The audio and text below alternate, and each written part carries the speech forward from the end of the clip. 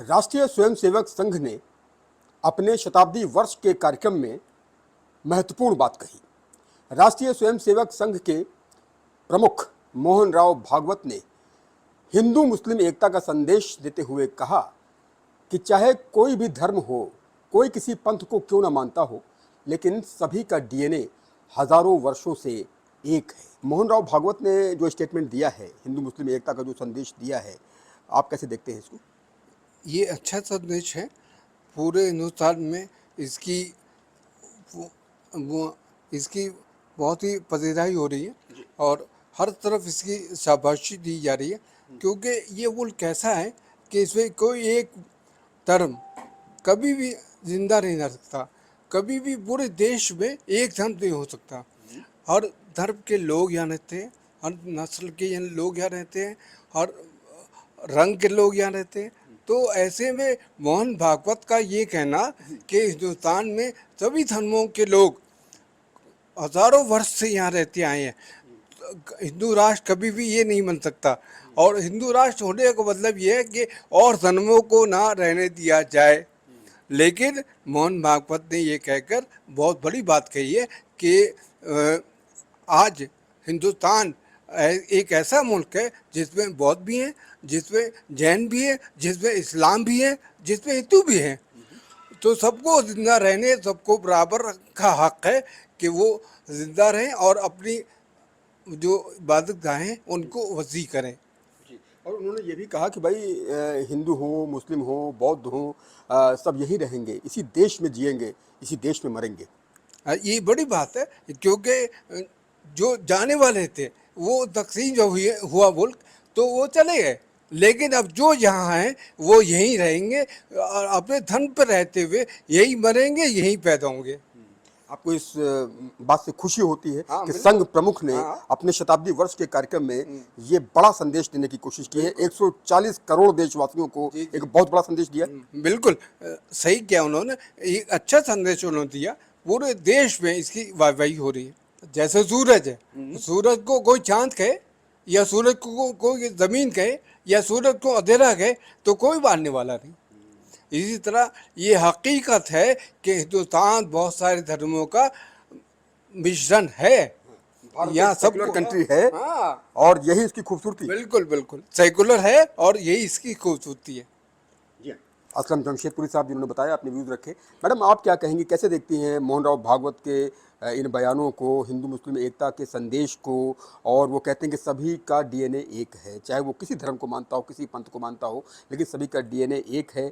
और जो लोग हिंदू राष्ट्र की बात कर रहे हैं, किसी को छोड़ रहे हैं, ये ठीक नहीं है, ये भी उन्होंने कहा।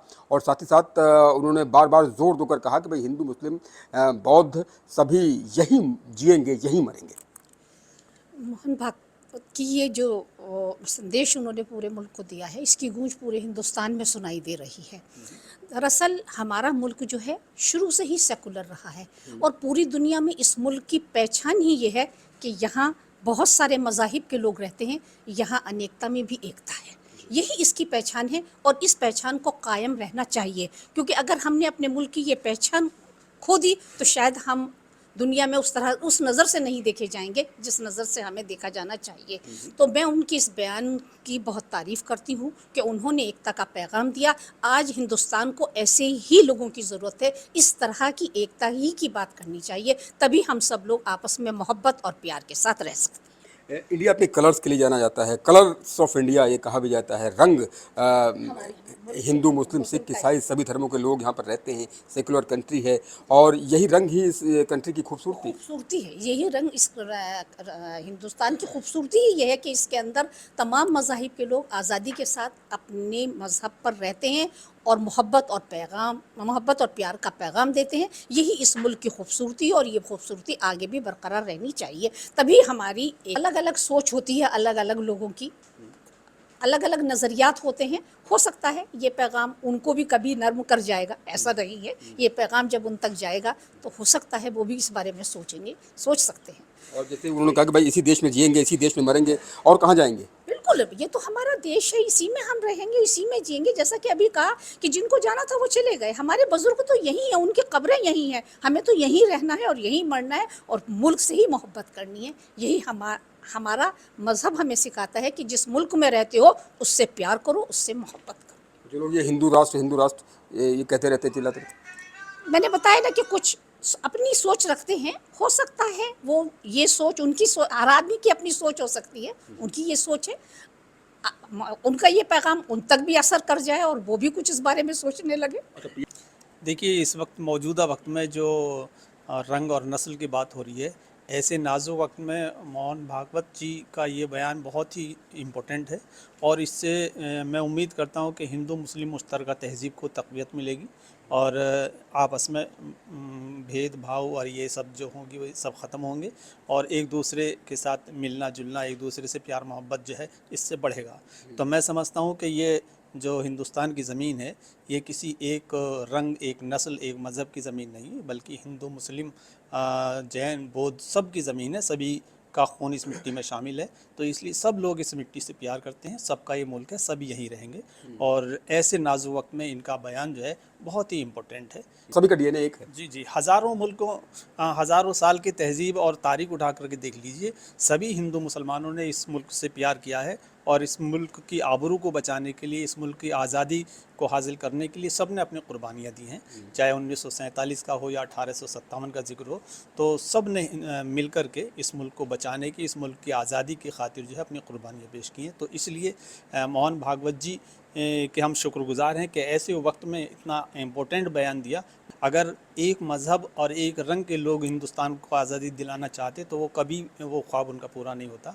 तो सभी लोगों ने मिलकर के कुर्बानी दी है, तब ये मुल्क आज़ाद हुआ है और आज हम आज़ादी के साथ जो सांस ले रहे हैं इसकी वजह यह है कि सभी नस्ल, सभी धर्म, सभी मज़हब के लोगों ने कुर्बानी दे करके इस मुल्क को इस तरह से आज़ाद किया कि आज हम सब पूरी तरह से आज़ाद हैं और ऐसे लोगों को मोहन भागवत जी के इस मैसेज से, इस संदेश से सबक लेना चाहिए। शुक्रिया आपका सर। एक बिटिया और आई, उनको भी जरा भेज दीजिएगा।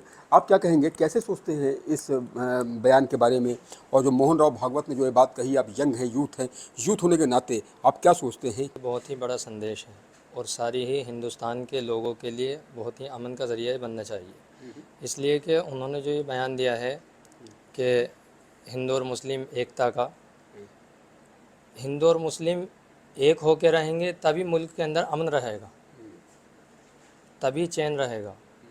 और अगर जहाँ भी इस तरह की तनज़्ज़ुली आई, आपस में इख्तिलाफ़ात पैदा हुए, आपस में कुछ भी बातें पैदा हुए, तो उससे बहुत बड़ा मुल्क का नुकसान होगा और मुल्क का थोड़ा सा भी नुकसान ये सारे ही हिंदुस्तान के लोगों का नुकसान है।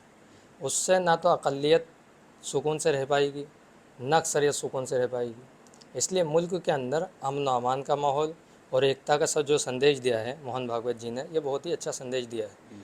लेकिन इसी के साथ साथ जो चीज़ें हमारी ज़बान पर हों वही चीज़ें हमारे अमल में हों। अगर कोई इस तरह से एकता की चीज़ को ख़त्म करना चाहते हों या एकता की चीज़ को में जो है नहीं रुकावट डालना चाहते हों, वो उस चीज़ को रोकें, उन रुकावटों को ख़त्म करें।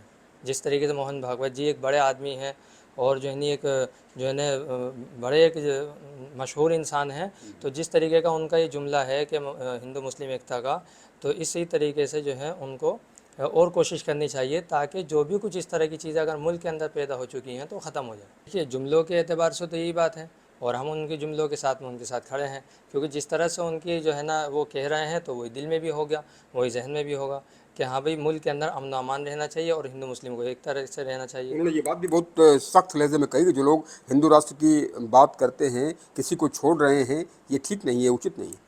हाँ, इस तरह की देखिए हिंदू राष्ट्र की बात ऐसी है कि ये मुल्क सबका मुल्क है ना। अगर ये एक ही मज़हब के मानने वालों का मुल्क होता तो हिंदुस्तान कभी आज़ाद नहीं हो पाता। इसलिए कि हिंदुस्तान को आज़ाद कराने के लिए सब मुल्क वालों ने लड़ाई, पूरे देश के लोगों ने जो है लड़ाई लड़ी है। इसी के साथ साथ जैसा कि अंग्रेज़ों की हुकूमत थी, हिंदुस्तान ग़ुलाम था, सबसे पहला जिहाद का फतवा किसने दिया? शाह मुहद्दिस देहलवी के बेटे शाह अब्दुल अज़ीज़ ने। फिर दूसरा अकाबिर ने जिहाद का फतवा दिया, फिर जंगें होती रहीं, फिर हिंदू मुस्लिम एक साथ हुए, फिर दूसरे मज़हब के लोग एक साथ हुए। इस तरह से मुल्क आज़ाद हुआ और इस मुल्क के अंदर मुसलमानों ने रहना, जो लोग हैं उन्होंने ख़ुद ही ने एक्सेप्ट किया है, वो ख़ुद इस मुल्क में रहना चाहते थे, इस मुल्क से वफ़ादारी थी, इस मुल्क से मोहब्बत थी, जो इस मुल्क में रुको और इस मुल्क में रहे। और अभी भी हमारे लिए चाहे कोई साथ दे या नहीं दे, लेकिन ये हमारा देश है, हमारा मुल्क है, हम इसी में जिएंगे, इसी में मरेंगे और इसी के लिए हमेशा कुर्बानी देते रहेंगे। जैसे कि अभी ऑपरेशन सिंदूर के वक्त में सोफिया कुरैशी ने पाकिस्तान से लड़ाई करी, तो हम इस मुल्क के लिए आज तक जिए हैं, इस मुल्क के लिए आज तक मरे हैं और हमेशा मरते रहेंगे, हमेशा कुर्बानियाँ देते रहेंगे। इस मुल्क की अगर एक ईंट को भी नुकसान पहुँचेगा तो हमारा नुकसान है। और हर एक भारतीय का ये सोचना चाहिए, हर एक हिंदुस्तानी को सोचना चाहिए कि इस मुल्क का अगर एक गांव को या एक इंसान को भी किसी तरह का भी नुकसान पहुंचता है तो मेरा नुकसान है। यही हिंदुस्तान से, ये भारत से वफादारी है। अगर कोई किसी तरह का नुकसान पहुंचाना चाहता है या किसी तरह का नुकसान होते हुए देख रहा है तो ये वफादारी हिंदुस्तान से नहीं हो सकती। कोई शेर आपको याद आ रहा है इस मौके पर, जिस तरह से हिंदू मुस्लिम एकता के संदेश की बात मोहन राव भागवत कर रहे हैं? बस इस तरह की तो कोई बात जहन में नहीं, लेकिन हम उनके पूरे उनके बात के साथ हैं, उनके साथ खड़े हैं। अगर वो इस तरह की बात कर रहे हैं और जैसे हम अकेले हों तब भी हम इस तरह की जहनीत के साथ में हैं, अकेले, और अगर वो इस तरह की बात कर रहे हैं और इस तरह से उन्होंने कहा है तो ये बहुत अच्छा संदेश है और काबिल तारीफ़ है। और बस ठीक है, शुक्रिया आपका। तो आपने बताया कि किस तरह से बहुत गहराई से बात रखी। आप क्या सोचते हैं इस विषय को लेकर के, मोहन राव भागवत के स्टेटमेंट्स को लेकर के, उनके रिमार्क्स को लेकर के, हिंदू मुस्लिम एकता को लेकर के, और ये कहा उन्होंने किसी देश में जिएंगे इसी देश में मरेंगे, हज़ारों साल से सभी का डीएनए एक है? देखिए, ऐसा है, इस वक्त जो आज के हालात हैं, इन हालात में एक बहुत बड़ा बयान है और इसका जितना भी इस्तेक़बाल किया जाए वो कम है। उसकी वजह यह है कि मोहन भागवत जी का बयान जो है वो किसी आम आदमी का स्टेटमेंट नहीं है। एक नज़रिया साज जो पूरी कौम के नज़रिए को चलाता है, जो मुल्क के नज़रिए को चलता है, जिसकी सोच पर, जिसके एक एक लफ्ज़ पर कहते हैं चीज़ें बनती और बिगड़ती हैं। तो जाहिर है कि एक ऐसा आदमी अगर कोई बयान देता है तो उसके बहुत बड़े माना होते हैं। और जाहिर है कि चूँकि जो इस तरह के आजकल जो हालात हैं वो हमेशा होते हैं, जाहिर बात, ऐसा कुछ नहीं है, लेकिन जिस तरह का नफ़रतों का बाज़ार चल रहा था या लोग समझ रहे थे, उसके तनाजुर में यह बयान आना बहुत बड़ा बयान है। इसलिए कि यहाँ इससे साबित होता है कि ऐसा हम देखिए, जो निजी सतह पर जो लोग होते हैं, बहुत सी प्रोपेगेंडा करने वाले होते हैं, वो चीज़ें उनकी वजह से बिगड़ जाती हैं। लेकिन जब कोई नज़रिया रखने वाला कोई आदमी, जो किसी चीज़ को चलाने वाला जो आदमी होता है, निज़ाम बनाने वाला जो आदमी होता है, अगर वो बात जो करता है तो उस पर चीज़ें बनती हैं। तो मोहन भागवत जी का जो बयान है वो जाहिर है कि वो हिंदुस्तान की बिल्कुल तरक्की के हक़ में है। ये शायद मेरे ख़्याल से किसी भी आदमी से आप पूछें तो इससे इनकार नहीं कर सकता कि तरक्की हिंदुस्तान की जब तक नहीं हो सकती, जब तक सारे लोग मिलकर जो हैं एक साथ इसके लिए कदम नहीं उठाएंगे। उन्होंने ये भी सख्त लफ्ज़ में कहा कि जो लोग हिंदू राष्ट्र की बात करते हैं और ये मांग कर रहे हैं, वो किसी को छोड़ रहे हैं, तो ये भी उचित नहीं है, ये भी ठीक नहीं है। देखिए, जहाँ तक हिंदू राष्ट्र की बात, अगर हम हिंदू राष्ट्र इस माना कर कहते हैं कि हिंदू राष्ट्र में कोई दूसरे लोग नहीं रहेंगे, तब तो जाहिर बात है कि बहुत कहते हैं वो गलत है और बिल्कुल वो उनका बिल्कुल ख्याल है कि ऐसा नहीं, ऐसा मुमकिन नहीं है। लेकिन हिंदू राष्ट्र का मतलब ये भी तो हो सकता है ना, कहते हैं कि जो दूसरे लोग हैं वो अपनी पूरी मजहबी आज़ादी के साथ उसमें रह सकें। जब हम पूरी तारीख़ पढ़ते हैं, अगर कहते हैं हम हिंदुस्तान की तारीख़ पढ़ें, तो क्या ऐसा ज़माना नहीं रहा है कि जो एक कहा जाता था कि शेर और बकरी एक घाट पर पानी पी सकने वाला मामला था, कि वो पहले से नहीं रहा गया, तब भी लोग रहे हैं, तमाम लोग। तो अगर उस हिंदू राष्ट्र में भी अगर कहते हैं दूसरी अक़लियतें जो हैं वो अपने पूरी तशख़्ख़ुस के साथ अगर महफूज रहती हैं, तो उसमें शायद कहते हैं ऐसा नहीं। लेकिन अगर हिंदू राष्ट्र से मतलब ये कि सिर्फ एक ही कहते हैं धर्म के लोग रहेंगे, तो वो गलत नज़रिया है।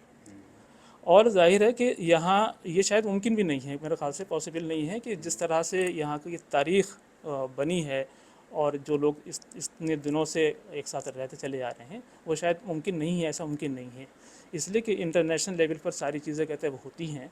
अब कोई हुकूमतों का ऐसा ज़माना नहीं है, सल्तनतों का ज़माना नहीं है कि जो कहते हैं किसी हाकिम ने हुक्म कर दिया वो सबके लिए हो गया। तो एक इंटरनेशनल लेवल पर चीज़ें जाती हैं, इंटरनेशनल क़ानून है। तो किसी भी इतनी बड़ी कोई अक़लियत हो, कुछ अगर आप देखते हैं कि चंद लोग कहीं मारे जाते हैं या कुछ परेशानी खड़ी होती है, छोटा किसी के साथ अगर अन्याय होता है, तो पूरे आलमी सतह पर जो है उसकी कहते हैं गूंज होती है। तो यहाँ तो जाहिर है कि एक बड़ी आबादी में लोग मौजूद हैं और उनको कहते हैं, तो उनको साथ लेकर उनका जब तक विकास, देखिए मेरा पड़ोसी है, अगर मेरा पड़ोसी अगर सुकून से नहीं होगा, चैन से नहीं होगा, तो मैं कुछ भी हूँ, क्या मैं चैन से रह सकता हूँ? तो इसी तरह हमें देखना होगा कि पूरे मुल्क में हम जब तक तमाम लोग सुकून से नहीं रहेंगे, ना तो हम मुल्क की तरक्की की बात सोच सकते हैं और ना मुल्क को आगे ले जा सकते हैं। शेर के लिए कहा था तो एक बहुत मशहूर कहते हैं कहा जाता है आमतौर पर, कहते हैं मज़हब नहीं सिखाता आपस में बैर रखना, हिंदी हैं हम, वतन है हिंदुस्तान हमारा। आप और ज़रा देखिए 1965 की जंग का मामला था, तो उसमें जो टैंक अमेरिका से आए थे जो ख़ास तौर से पाकिस्तान को दिए गए, तो जिनकी बल पर कहते हैं उन्होंने कहते हैं हम पर कहते हैं चढ़ाई करने की कोशिश की थी, उसको 7 टैंकों को तबाह करने वाला अकेला वीर हमीद था। शायद कुछ कितनी तादाद में दे दिए होंगे, 7 टैंक अकेले वीर हमीद ने कहते हैं वहाँ से कहते हैं वो किए थे, और परमवीर चक्र बाद में कहते हैं उसको दिया गया। तो यही हमारी पहचान है, यही हमारी पहचान है। बहुत बहुत शुक्रिया आप सभी लोगों का। तो आपने देखा कि किस तरह से सभी ने अपनी बात मुखर होकर रखी है, और ऐसे मौके पर मुझे कुछ लाइनें किसी की बरबस याद आती हैं कि मोहब्बत धर्म बन जाए, वफ़ा ईमान बन जाए, तुम अपने दिल को इतना फैला दो कि हिंदुस्तान बन जाए। अपने कैमरा सहयोगी प्रेम के साथ उमेश श्रीवास्तव, न्यूज़ 18 मेरठ।